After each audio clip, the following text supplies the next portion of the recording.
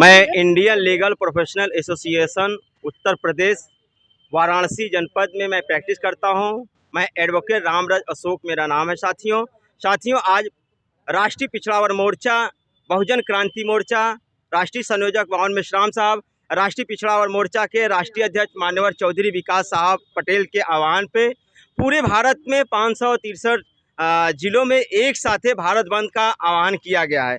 उस आह्वान के लेकर के वाराणसी जनपद में जो प्रधानमंत्री जी का सांसद क्षेत्र है, वहाँ पर भी हम लोग विरोध प्रदर्शन करते हुए भारत बंद का समर्थन कर रहे हैं। समर्थन भारत बंद में इसलिए कर रहे हैं कि हमारे देश में 1931 में जब से जनगणना हुई है अंग्रेजों के समय में, तब से आज तक गणना तो होती है, लेकिन ओबीसी की जाति गणना नहीं होती है। हमारे देश में वर्तमान में प्रधानमंत्री हमारे ओबीसी के हैं, लेकिन वास्तव में विकास की बात तो करते हैं, लेकिन विकास की बात क्या होना चाहिए, क्या नहीं होना चाहिए, उनके पास कोई आंकड़ा नहीं है। सबसे बड़ा आंकड़ा हमारे जो पिछड़े वर्ग के लोग हैं, उनके लिए बहुत सी योजनाएं, बहुत से विकास के प्रोग्राम चला रहे हैं, लेकिन जब तक उनकी गणना नहीं होगी, आंकड़ा नहीं होगा, उनके लिए योजनाएं क्या चलाएंगे। अभी उन्होंने सुप्रीम कोर्ट में एक हलफनामा दायर किया कि हम ओबीसी के जाति जनगणना नहीं करा सकते। साथियों, प्रधानमंत्री होते वो जनगणना नहीं कराएंगे। दूसरा हमारा मुद्दा है जो ईवीएम मशीन है, क्योंकि आज के वर्तमान समय में जो ईवीएम मशीन है वो एक तरह से हमारे हक अधिकारों को छीनने का काम कर रही है। हम चाहते हैं कि ईवीएम मशीन को बंद करके बैलेट पेपर से चुनाव किया जाए। दूसरी हमारी मांगे हैं कि जो पुरानी पेंशन स्कीम है, जो सांसद विधायक है वो लगातार पेंशन लेते जा रहे हैं। जो हमारे कर्मचारी हैं, जो सरकारी सेवा क्षेत्र में सर्विस करते हैं, वो 40 साल 50 साल तक सर्विस करते हुए उनको पुरानी जो स्कीम है पेंशन का, जो बुढ़ापे में सहयोग होना चाहिए, वो बंद सरकार द्वारा किया जा रहा है। और चौथा हमारा मांगे हैं जो किसान हैं उनको समर्थन मूल्य वास्तव में जो लागू करना चाहिए, लागू किया जाए, इसको लेकर के। इसके साथ साथ जो हमारे आदिवासी लोग हैं जो जंगल में, उनको विकास के नाम पे उनके ज़मीनों को, उनके मकान को खदेड़ा जा रहा है। और इसके साथ साथ हमारी एक मांगे और हैं कि जो हमारे SC ST OBC के लोग, सरकार बड़े पैमाने पर संविधान खत्म करने का षड्यंत्र कर रही है। वो कहती है कि मैं संविधान को मानता हूँ, लेकिन निजी क्षेत्र में वो आरक्षण नहीं दे रही है और सारे प्राइवेट को निजीकरण कर रही है।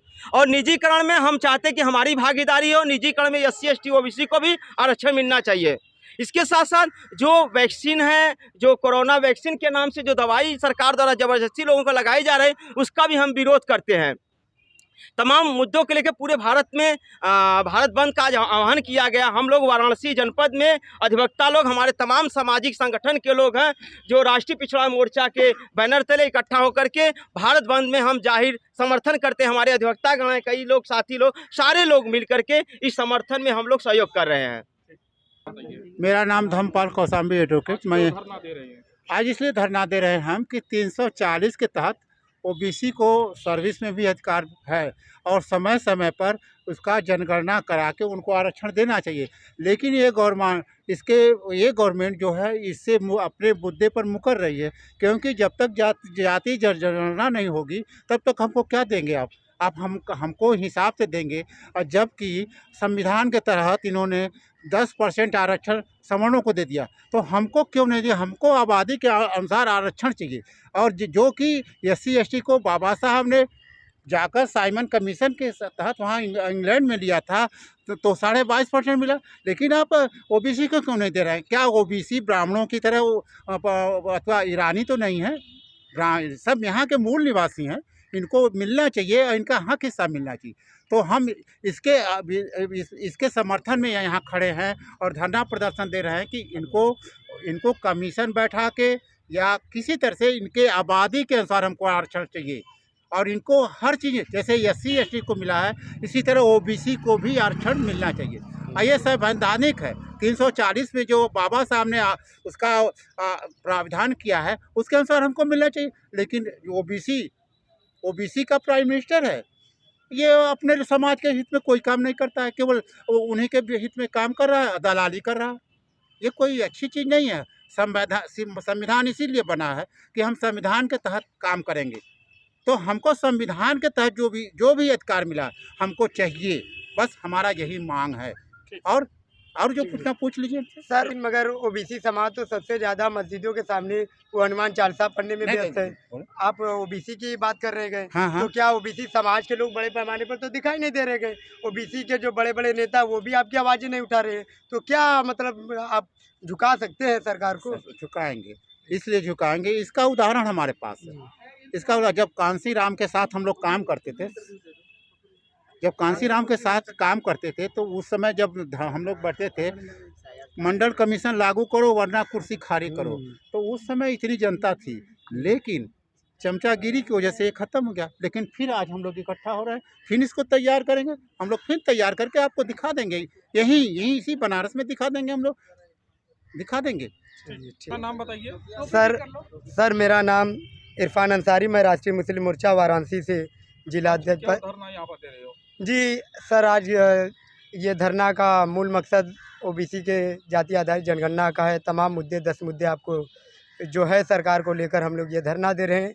देश में जो व्यापक इस समय जो भ्रष्टाचार चल रहा है उसका कारण ईवीएम मशीन है। अगर ईवीएम मशीन को अगर हम इस देश में हटाने में सफल होते हैं तो बहुत सारी समस्या को हम आसानी से ख़त्म कर सकते हैं। मान ओबीसी और राष्ट्रीय पिछड़ा वर्ग का हमें कार्यभार संभाला गया है। तो ये जो जाति आधारित जनगणना का 25 मई का जो मुद्दा रखा गया पूरे भारत में आह्वान किया गया है, कुछ लोग कह रहे हैं कि ये जो धार्मिक जो मुद्दा है तो इस मुद्दा को भड़काने के लिए बड़े पैमाने पर धार्मिक मुद्दा उठाया जा रहा है। लेकिन अब ओबीसी के अंदर जो जाति का माहौल माननीय बावन मिश्राम साहब चौधरी विकास पटेल ने जो दिशा दे दिया है, अब परिवर्तन की धार ये रुकने वाली नहीं है।